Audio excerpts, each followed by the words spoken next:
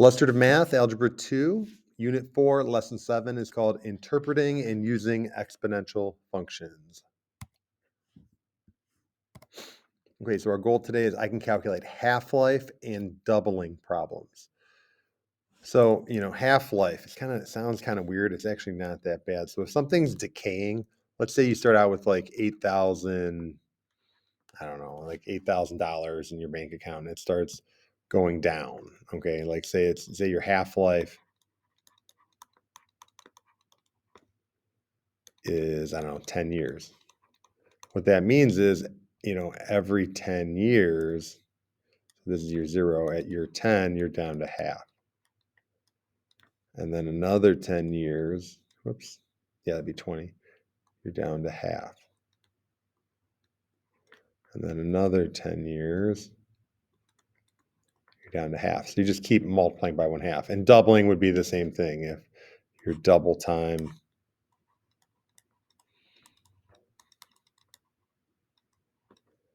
equals, I'll just erase this. If your double time equals, 5 years, let's say you start out with $8,000 and every 5 years it doubles.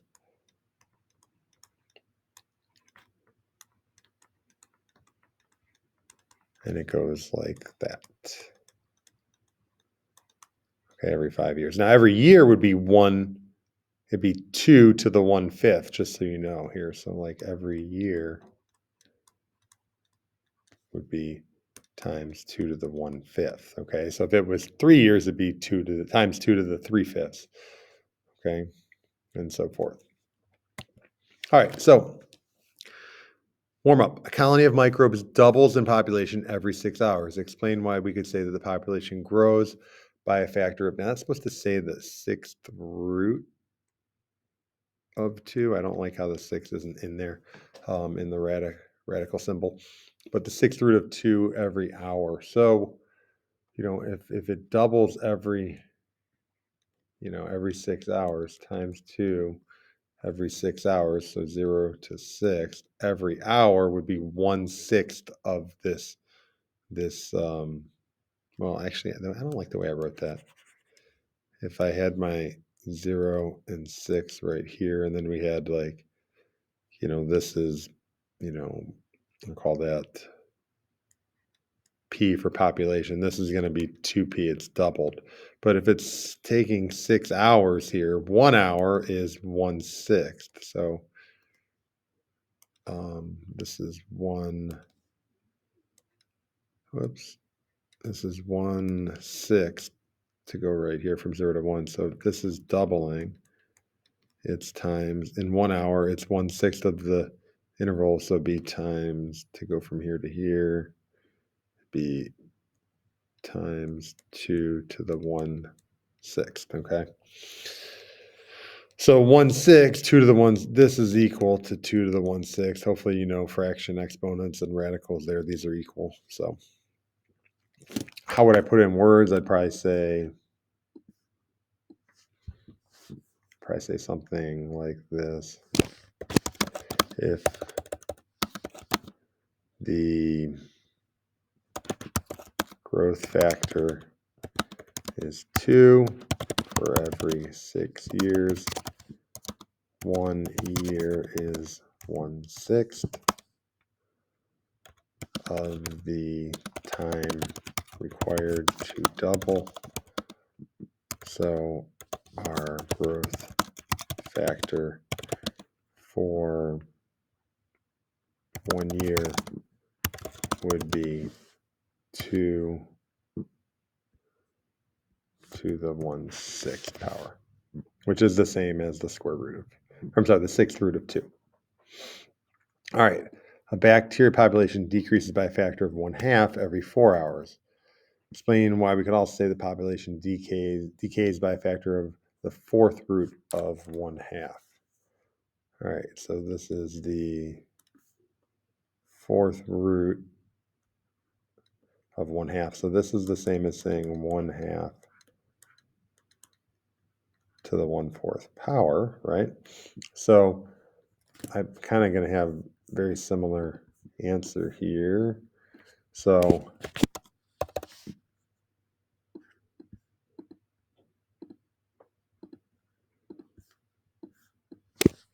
if it takes 4 hours for the population to decrease by a factor of 1/2,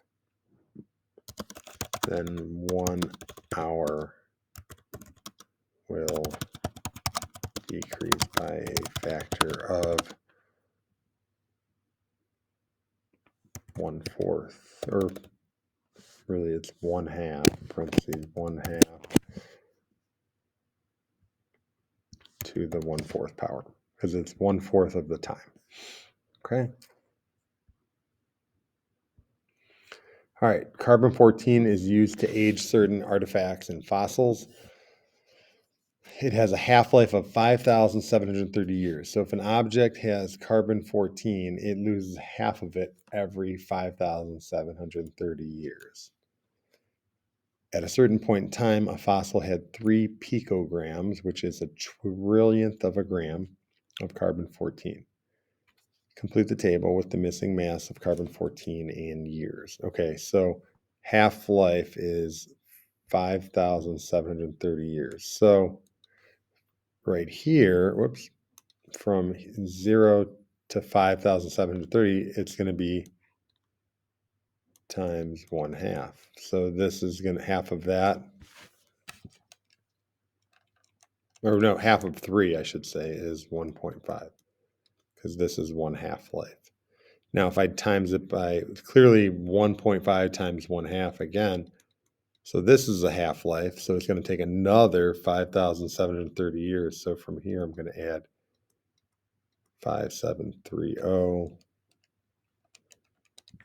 So this would be 11,460 years. So I guess the hard one is this here. So really, you're doing 1,910 years out of 5,730. So really, it's times for this one here. It's going to be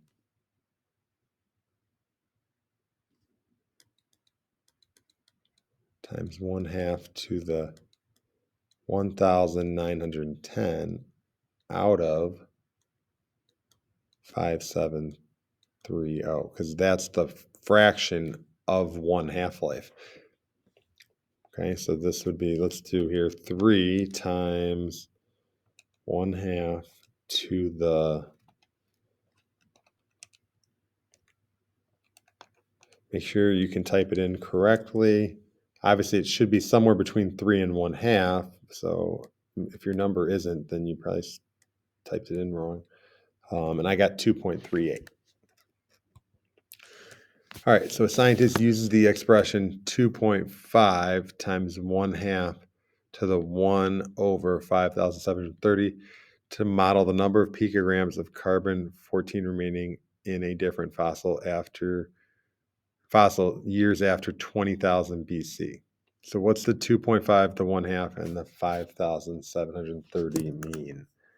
Okay, so the 2.5 is the initial amount of carbon-14. Okay, that's your initial amount. The 1/2 is our decay factor, or I think our book calls it a growth factor, which I hate that because it's not growing. So I would call it a decay factor, but there it is. And then the 5,730 would be the amount of time to decay to exactly 1/2 of the initial amount. Okay, or in other words, our half-life. Okay, because think about it. If it wasn't 1 over 5,730, then it would be, say it was, say this power here was 5,000, let me write it here. Let's say this was, 5,730 over 5,730. That would have reduced down to 1. So it'd be like times 1/2 to the first. So there's that. All right. So would more or less than 0.1 picogram of carbon-14 remain in this fossil today? Explain how you know. So my function is going to be 2.5 times 1/2 to the x over 5730. So we need to figure out what we plug in for x. You can call it y or f of x. So let's see here. If it was 20,000 BC, years after 20,000 BC. So how many years is that? Well, that'd be 20,000 to get to 0, but then you'd also add in 2024.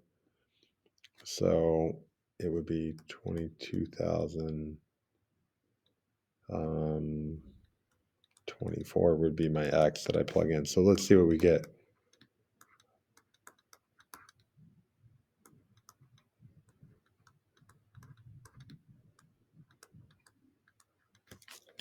So let's take my calculator, 2.5 times 1/2 to the 22,024 over 5,730. And I got my amount left, y is 0.174. So that would be more. Slightly more. Not a lot more, but it is more. All right, so the half-life of carbon-14 is 5,730 years. Pythagoras lived between 600 BCE and 500 BCE. Explain why the age of a papyrus from the time of Pythagoras is about half of a carbon-14 half-life. So let's just, to make it easy, let's just use the 600. Let's just use that number. So, because that's the longest time. So how much time is that? Well, 600 to get to year 0 plus this year is 2024. So 2,624 would be my amount of time out of 5,730 for one half-life. Okay.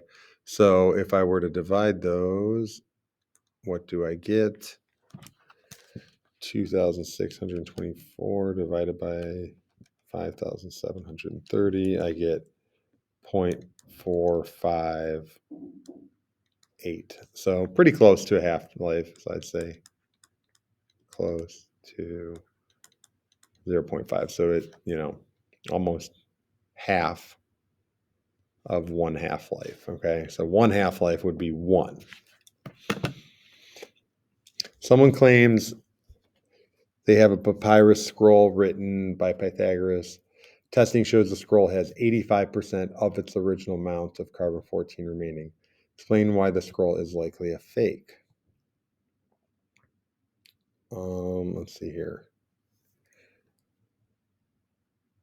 Well, we already figured out that it's pretty close to half. So, we already kind of figured out with the time, it's going to be 0.458 is the x that we're going to plug in. So let's just, let's say he had 1 times 1/2 to the, it'd be 2,624 over 5,730. That's going to give me how much is left. So since I used 1, whatever number I get, that's the percentage remaining. So like if I got like 0.3, it'd be like 30% remains out of the 1.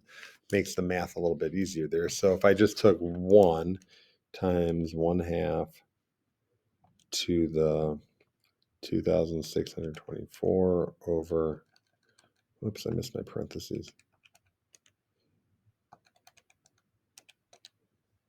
I end up with 0.72. So 0.72 is what I get for y. So really only 72% of it should remain, not 85%. Okay, so 72% should remain, not 85%. Okay, I should have got 0.85. All right, so person invested $8,800 in an account, growing at a rate allowing the money to double every 15 years. How much money would be in the account after 4 years to the nearest dollar? So again, y equals a times b to the x. We know b is 2 because it's doubling. We know a is 8,800. And instead of to the x, it's going to be to the x over 15 because every 15 years it doubles. So we would want, if I plugged in 15, we'd want it to be 1. It'd be like times 2 to the first, okay? So let's plug in 4 for x.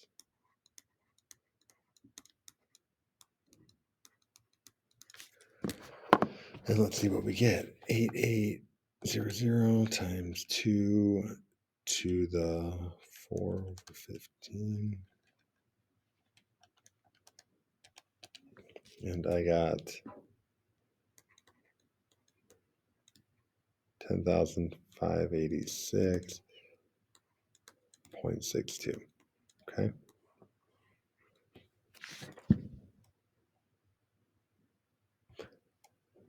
All right, a new car purchased for $29,000 is purchased for $29,000, and over time its value depreciates by 1/2 every 3.5 years. What is the value of the car 20 years after it is purchased to the nearest $100? Did I round that probably? Oh, that was to the nearest dollar. Oh, I didn't read it. So I'm going to change that to an 87. There you go. All right, so your initial value is 29,000. You're going to times it by 1/2 every 3.5 years. So it's going to be x over 3.5. So there's my function. X is 20.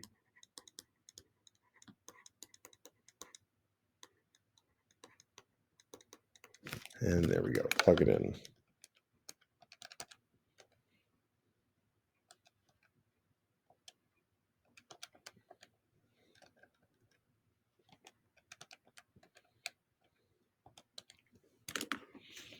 And it's only going to be worth, this might surprise you, your $29,000 car is worth $552. So it says to the nearest $100. So I'm going to round up there. It's worth about $600. Not very good investment there. Okay. Cars are depreciating assets. They exponentially decay. All right. So let's look at some strategies we've used in this lesson. What kinds of questions were easier to answer using equations or expressions? Can you give an example from the lesson? I mean, it's kind of a vague question.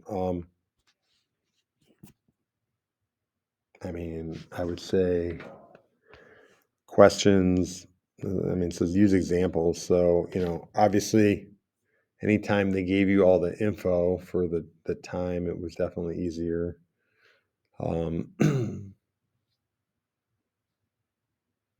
Looking back,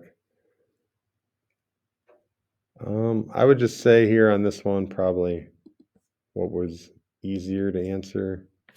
I'd say when they gave us all the information, such as initial value, half-life, or double time, and the amount of time, it was easier to answer. What kinds of questions were easier to reason about without equations or expressions? Can you give an example? I would say maybe filling in a table, because you don't have to have the equation. You can just kind of double the time as you go. All right, so our goal, I can use the half-life of elements to calculate how much the element remains over time, half-life, and I also added double time as well. All right, a scientist models the number of grams of a radioactive substance with the expression 15 times 1/2 to the d over 5, where d is the number of days since the sample was measured. So this d over 5 tells me that the half-life is 5 days, because if I plugged in 5 for d, I would get 1, which would mean I'd times it by 1/2 one time. Okay, so this here, and I'll use a little highlighter here, this tells me that the half-life equals 5 days, or the time to decay to 1/2 is 5 days. All right, after how many days has half of the substance disappeared through the radioactive? Okay, oh, I kind of already explained that, so that'd be 5 days. Why? Because if you got 15 times 1/2 to the d over 5. So if I plug in 5, your exponent here becomes 1, which means you're timesing your 15 by 1/2 to the first, which is just 1/2, which would get me down to exactly half of it. We don't want this exponent to be anything other than 1 if we're trying to find the time for it to decay by 1/2. After 20 days, will there be more or less than 1 gram of the substance left? Well, all you got to do is plug in 20 here. So it's going to be 15 times 1/2 to the 4th. 15 times 1/2 to the 4th. So I'm going to get 0.9375. So I would say less than 1 gram. Okay. All right. So that's all for lesson 4.7. I hope you enjoyed the video, and thank you for watching.